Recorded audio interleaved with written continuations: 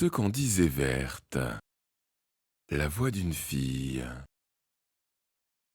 Chapitre 2.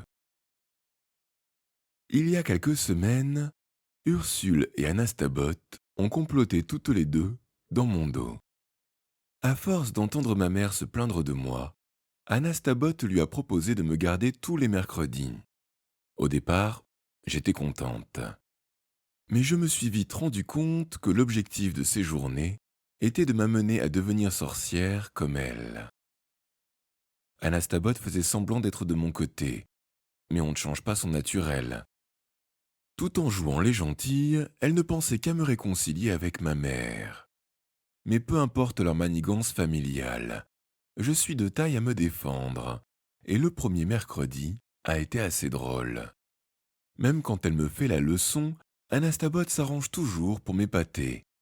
Le matin, elle m'a donc amené dans son atelier. Si elle voulait m'impressionner, elle a réussi son coup. L'atelier. À moins de l'avoir vu de ses propres yeux, personne ne peut se représenter un endroit plus sordide. Cette dingue avait rassemblé dans un coin de sa cave tout un lot de déchets dont même les décharges ne voudraient pas.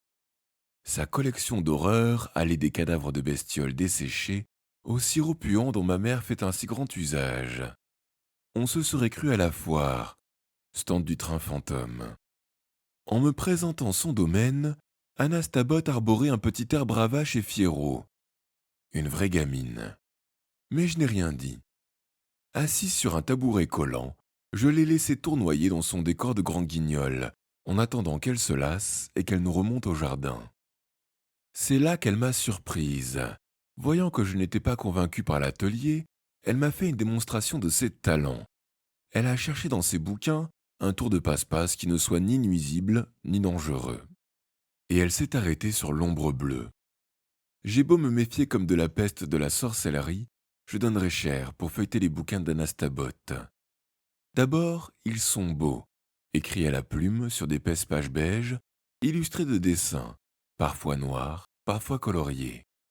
Ensuite, j'adore les recueils de recettes. Il suffit de les lire pour avoir l'impression que tout est possible, que le monde est à portée de main. J'ai ce sentiment pour les livres de cuisine, les manuels de broderie et les guides de jardinage. Mais je n'aurai sans doute jamais le plaisir de me plonger dans les cahiers d'Anastabotte. Maman les lui a déjà demandés, mais Anastabotte a toujours refusé de s'en séparer, même pour les prêter. Autant dire que je n'ai aucune chance. Mais je reviens à l'ombre bleue.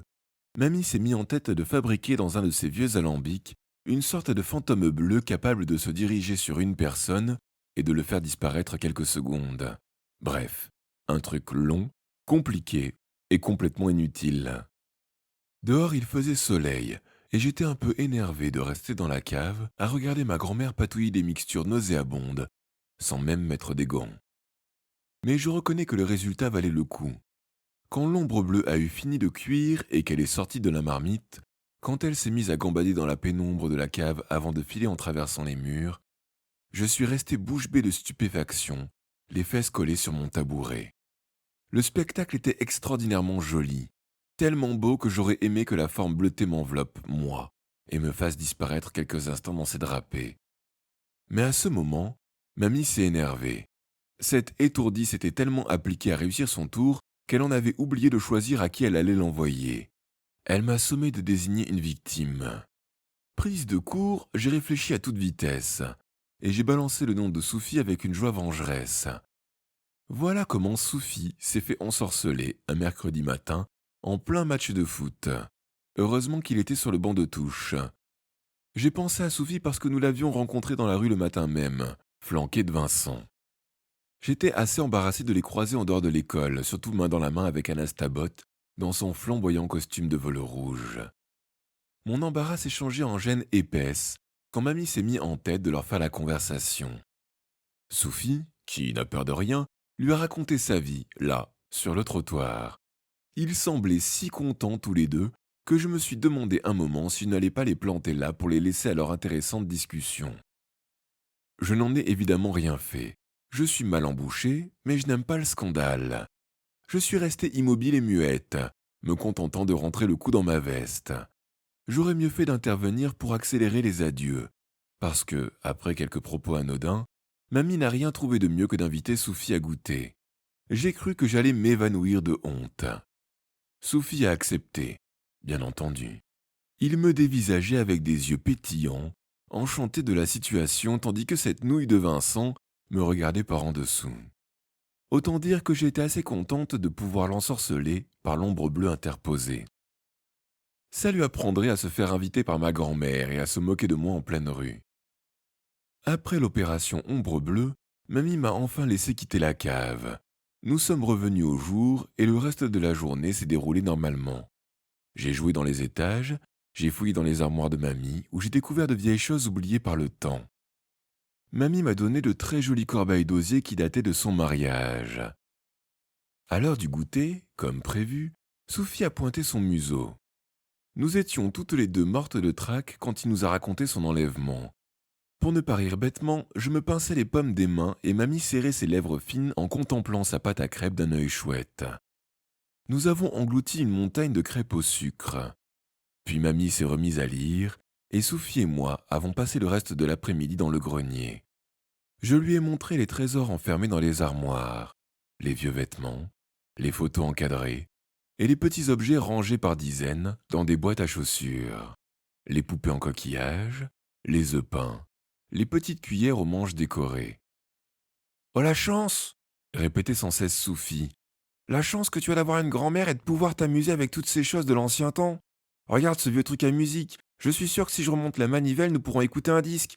Prends-en un dans la pile. » Le phonographe marchait et nous avons écouté plusieurs galettes lourdes et noires. La musique craquait. Les voix graves stridentes alternaient avec les mélodies sautillantes et les airs de fanfare. Sophie me regardait en riant. « Encore celui-là » disait-il en fouillant dans les disques. J'ai pensé que nous étions heureux, que nous étions jeunes et que nous étions beaux. J'ai eu l'impression d'être dans un film. Puis, assis côte à côte en tailleur sur le plancher, nous avons lu de vieilles bandes dessinées de Bibi Fricotin que mamie a conservées chez elle, avec les livres et les journaux de son enfance. Le papier est doux sous les doigts, et il sent bon. Nous n'avons pas discuté, Sophie et moi. Nous nous sommes seulement amusés, mais c'était vraiment une bonne fin d'après-midi. Douce, amicale et discrète. Je me demande pourquoi les filles de l'école se font une telle montagne à l'idée d'inviter un garçon chez elles. Pour que tout se passe bien, il suffit d'être normal et de ne rien changer à ses occupations habituelles. Inutile de se mettre en frais de conversation ou d'éclat de rire. On parle si on a envie de parler. On rit si on a envie de rire. Si le garçon s'adapte, ça veut dire qu'on s'entend bien. Ce n'est pas plus compliqué que ça. J'ai pensé que je m'entendais drôlement bien avec Sophie.